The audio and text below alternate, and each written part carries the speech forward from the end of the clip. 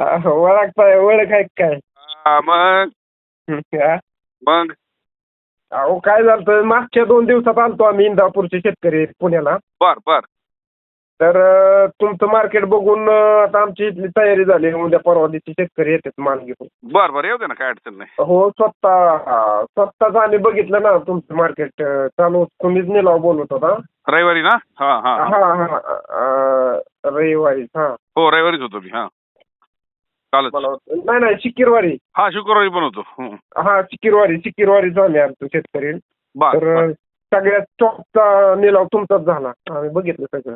बर बर बर बर सगळ्यांचा निलाव बघितला आणि तुमचा पण निलाव बघितला. पण सगळ्यात भारी आमचं भारी निघण्याची कारण मी नेहमी सांगतो की आपल्याकडे जो ग्राहक आहे तो 12 महिने बांधलेला आहे. तो आपल्याला सोडून कुठं जात नाही आणि त्यामुळे त्याला तिथं माल घ्यायचाच.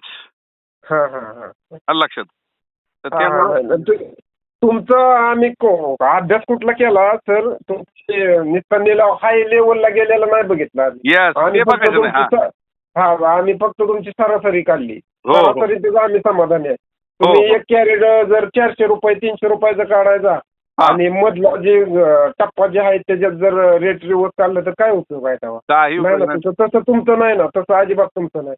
सरासरी तुमची 120 ते 105 गेली आणि मीडियम मालाची होती. हाय पाय मालाची नव्हती ती. हो हो हो हो हो हाय म्हणजे चांगल्या क्वालिटीच्या मालाची मला वाटतं 150 प्लसच्या पुढे होती सरासरी. काढली आम्ही ती. पण तुमच्या संग चर्चा करायला बघितली पण जरा तुमच्या मागे जरा जास्त पळापळी होती. त्यामुळे काय वेळ मिळाला नाही आम्हाला. पण हा ते तुम्हालाच जरा ही झालं ना. जरा पळापळी बघून आम्हीच गप बसलो जरा. नाहीतर आम्ही 5 जण शेतकरी आलतो. त्यातला एका शेतकऱ्याचा माल काढायला आला. आता उद्या पाठवतोय ते माल तुमच्या तिथे. पहिली गोष्ट माझ्या पाठीमागे किती गर्दी असू द्या मी सगळ्यांना वेळ देतो. एक सामूहिक पण वेळ देतो तिथं निलाव झाल्यानंतर. आणि पर्सनल पण एखाद्याला बोलायचं असेल तर माझ्या कॅबिन मध्ये वेळ देतो. आणि जरा त्या दिवशी काय तुमची पळापळी बघून आम्ही जरा दबाकलो म्हणला याला. जरा पळापळी दिसते त्याच्यामुळे तरी चर्चा केली बरं का तुमच्या. एक 10 मिनिटं आम्ही बोलत होतो तुमच्या बरोबर. बर बर बर बर झालं. आणि आम्ही समाधानी कशात होतो की आता सगळं निलावच बघितलं ना प्रत्यक्षात. काय बोलायचा विषयच राहिला नाही. म्हणजे जे आम्हाला पाहिजे नव्हतं तीच मिळालं ना आम्हाला डायरेक्ट प्रत्यक्षात. माझं म्हणणं काय आहे नुसता माझा निलाव बघू नका. अजून 4 ठिकाणी जाऊन निलाव पहा. हे जे माझं वाक्य आहे ना ह्यासाठीच आहे की शेवट माझ्याकडे का माल टाकावं हे तुमच्या मनातल्या प्रश्नांनीच उत्तर दिलं पाहिजे. दिलं मिळालं की आम्हाला उत्तर. तेल्याचा माल मला वाटतं 65 रुपयापर्यंत गेला. 65 रुपयाची म्हणजे तिथला कच्चा पण होता आणि तेलाचं स्पॉट पण होतं. हो हो हो हो 65 रुपयापर्यंत त्याची किंमत झाली. व्यापारी तर डॅमेज मध्ये सुद्धा घेत नाहीत ती माल. आमचं हेच वैशिष्ट्य आहे की झिरोला हिरो बनवायचं.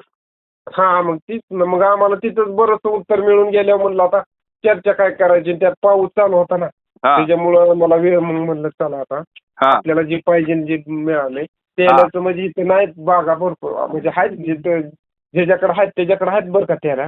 पण कमी प्रमाण आहे तेलाचं इकडं. म्हणजे दर आम्हाला चांगला म्हणजे वाटला.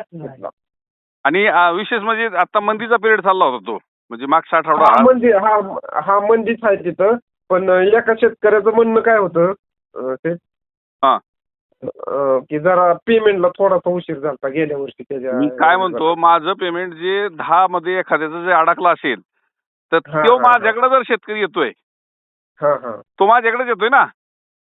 हो बरोबर आहे. नाही ती देवकर आता ते उद्या माल आणतोय तुमच्याकडे. तेच सांगतो माझा शेतकरी जरी लेट झालं तरी एखाद्या काय अडचणी असेल तर माझ्याकडे येतोय म्हणजे माझा विश्वास ढळलेला नाही.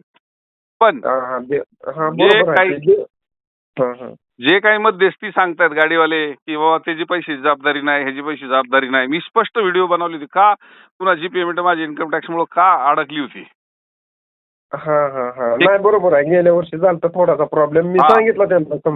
आणि ते शेतकरी माझ्यापासून गेलेले नाहीत. आणि आता एवढी 3 डाळिंबी इथली बाहेरची 2 चालवून आणि करोडोचा व्यवहार ठेवून आपल्याला शेतकऱ्यांना टायमिंगला सेवा देणं एवढं सोपं काम नाही ते. नाही आणि बरं का ते इथले जरा गाडीवाले काय करतात कमिशन तुमच्या पैसे नसल्यामुळं मी देतच नाही चुकीची माहिती देतात जरा. मी तेच सांगतो ना की मी गाडीवाल्याला कमिशन देणार नाही.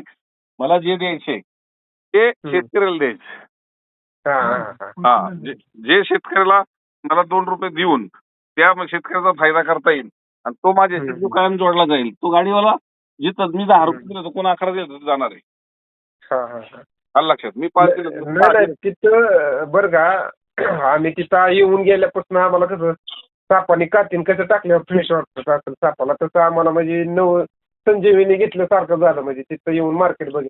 नाहीतर आम्ही फार असं डगमगलो होतो म्हणलं आयला नवीन पिढी आणि सगळी ताकदीनं उतरलोय शेती व्यवस्थित करतोय आणि शेतीकडे बघण्याचा दृष्टिकोन पण आम्ही चेंज केलाय बाबा बिझनेस म्हणूनच आम्ही करतोय. पण ही अडचणीही येऊन जाते सगळ्या गोष्टी होत्या. त्याला म्हणजे त्याचं तुम्ही म्हणजे थोडक्यात तुम्ही इटलच झालाय बरं का शेतीच्या बाबतीत डाळिंबीच्या बाबतीत. नाही त्याच्यामुळं ती त्याला परत संजीवनी मिळाली. नाहीतर फार टोटल शेतकरी ह्याच्यात गेलता लॉसमध्ये म्हणजे डाळिंब नकोच म्हणत होता शेतकरी. पण ती तुमच्यामुळं ती तुमचं आम्ही दररोज युट्यूबला ती बघतोय ना तुमची म्हणजे मला हे सांगा समक्ष येऊन पाहिलं मला ज्या वेदना आहेत आता एवढ्या सगळ्या व्यापार चालू करताना माझ्या वेदना कोण पाहणार आहे का? तरी मी एवढा सदृढ होऊन ताकदीने ज्यावेळेस उभं राहतो त्यावेळेस मला पण काहीतरी तकलीफ असेल. त्याच्यामुळे माझ्यामुळे थोडीफार कोणाला तरी तकलीफ झाली असेल तर कुणाचे पैसे तर बुडले नाहीत माझ्याकडनं. नाही त्याचा नाही विषय अजिबात नाही. 4 दिवस लेट झाले पण आता एवढी पेमेंट फास्ट केली आपण की मागच्या वर्षीची पेमेंटची दिवस होते ना आताचे दिवस पाहिले तर लोक म्हणतात बाबा ह्याच्यापेक्षा 4 दिवस लेट येऊ द्या. म्हटलं नाही मी का लेट देऊ? जर माझ्याकडे आता पैशाची व्यवस्था झालेली आहे तर मी का लेट देऊ? मला पुढे किती घ्यायची माझी ताकद झालेली आता.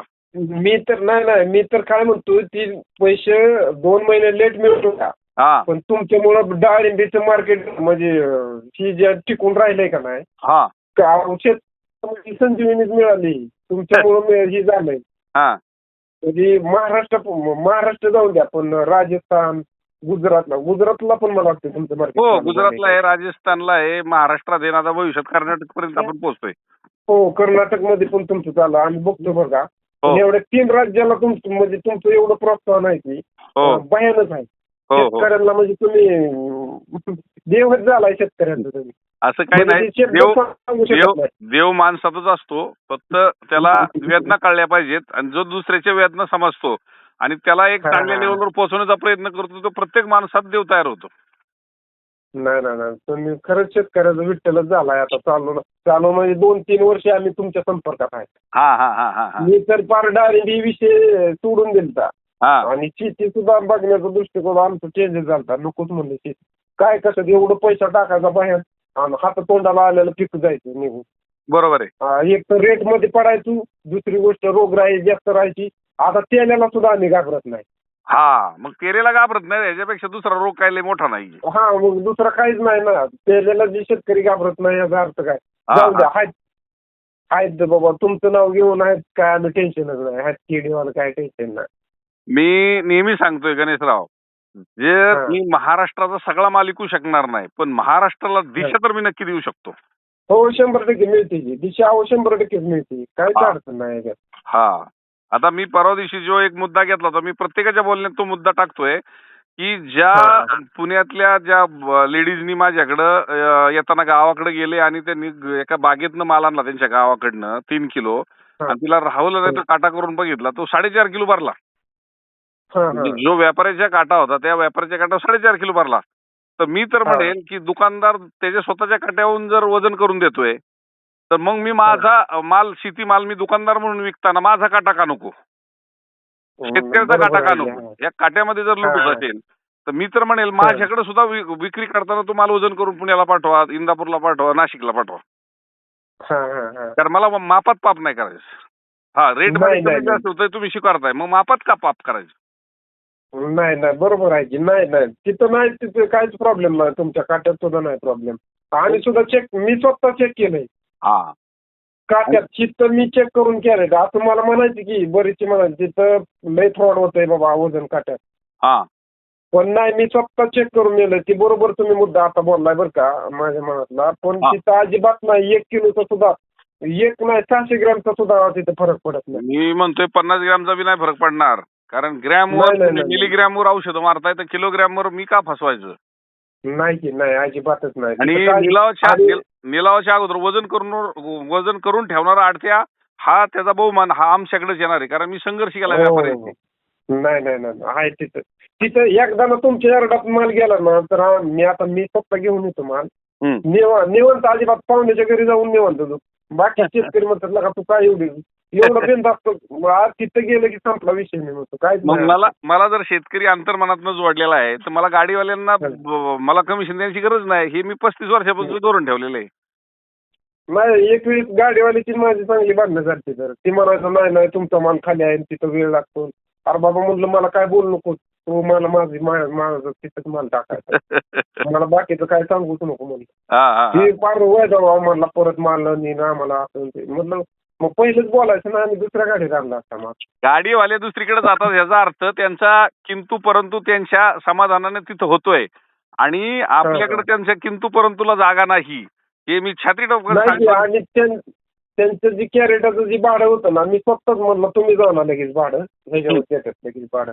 मी माझा माल खाली केला ती आतमध्ये पावती दाखवली आणि त्याच्यावर त्यांचं लगेच जी रक्कम मिळली होती मीच त्यांच्या हाताने घेऊन गेलं आणि म्हणलं परत तुमच्या गाडीत नाही माल टाकत आणि आता लोक गाड्या बदलायला लागली. जो केडी चौधरीचा सोडतोय ना त्याचा मतलब वाढलं आणि मधल्या काळात आपलं बदनामी करून त्यांनी बाहेर कमिशन जास्त वळवलं. त्या गाडीवाले आपल्याकडे यायला नको का म्हणायला लागले. त्यांना तिथं मिळायला लागलं ना. त्यांना तिथं मिळायला लागलं. मी स्पष्ट सांगतो मी कमिशन देणार नाही. हो अक्षरशः दुसरीकडे नाही म्हणले अहो आपण तिथं लय वेळ लागतो तिथं निलाव तुमचं शॉर्टिंगच होणार नाही निलावापर्यंत रेट म्हणलं आम्हाला माहिती आहे तिथं काय होतं काय नाही तुम्ही सांगू नका म्हणलं आम्ही काय अडाणी नाही आम्हाला माहिती आहे सगळं फक्त तुमचं सगळीकडचं झाल्यानंतर निवांत माझं तिथं नियमान मी तिथं थांबतो म्हणलं तोपर्यंत. तरी ती कारण लय सांगायला लागला राव त्यावेळेस लय झालं मी गेल्याच वर्षी म्हणलं नाही मला तुमच्या तिथंच टाकायचं मला पाहिजे तिथंच टाकणार. नाही किरकिर काय करणार पोरग का रडतं त्याला काय जर नाही मिळालं तर रडतं जर मिळालं तर ते रडायचं थांबतं ना. तशी ती किरकिर गाडीवरची किरकिर आता सगळीकडे चालू आहे. आणि मधल्या काळात आपण मागल्या वर्षी पाऊस आला शेतकऱ्यांचं नुकसान झालं पिकं पाण्यातून गेली त्यांना 25 रुपये आपण पर कॅरेटला आपण हे दिलं नुकसान मध्ये आपण सहभागी झालो. त्यावेळेस मी गाडीवाल्याला सुद्धा 15 रुपये दिले त्याच्या गाड्या अर्ध्या येतात माल नाहीये. पण ह्या आमच्या प्रतिस्पर्धेने तो 15चा आकडा कंटिन्यू चालू ठेवलेला आहे. मी बंद केला 1 जानेवारी पासून. मला नाही गेल्या वर्षी बरं का गेल्या वर्षी तुमचा एवढा सपोर्ट मिळाला मला म्हणजे त्याच्या गेल्या वर्षी म्हणजे थोडासा माझा जरा घरगुती अडचण असल्यामुळे निम्म्या म्हणजे 25% मी इथनं डायरेक्ट व्यापाऱ्याला दिलता बाकीचा 75% माल तुमच्यातच टाकला होता. गेल्या वेळेस माझी बघा माझ्या नावाने बघा तिथं बिल निघेल जवळजवळ 15 लाखाच्या आसपास तुमच्या खात्यावर माझ्या खात्यात पैसे आल्यात. त्याच्या गेल्या वर्षी काहीतरी 11 लाखाच्या आसपास आल्यात बघा. बर मग आता ती 2 वर्ष काम केलं तुम्हाला आमच्याकडनं पेमेंटची तकलीफ झाली नाही झाली बरोबर. पण लास्ट स्टेजला माझ्या 100%तला 1-2% माझा जो प्रॉब्लेम झाला मी स्पष्ट सांगतो आणि आजही कुजबुज होण्यापेक्षा मी प्रत्येकाला सांगत असतो. पण जर त्याचं कोण भांडवल करत असेल तर जो माझ्याकडे आलेला नाही तो जास्त भांडवल करतोय. जो आलाय तो माझा माणूस माझा 10-20 वर्ष जोडलेला जात नाही कुठं. नाही आणि तुम्ही 3 वर्ष बघा इंदापूर तालुक्यातलं हे आता इथं टाकणार नाही पण तुमच्या तिथं पुण्यात येणार. तुम्ही कुठेही या तुम्हाला जिथं यायचे तिथे या.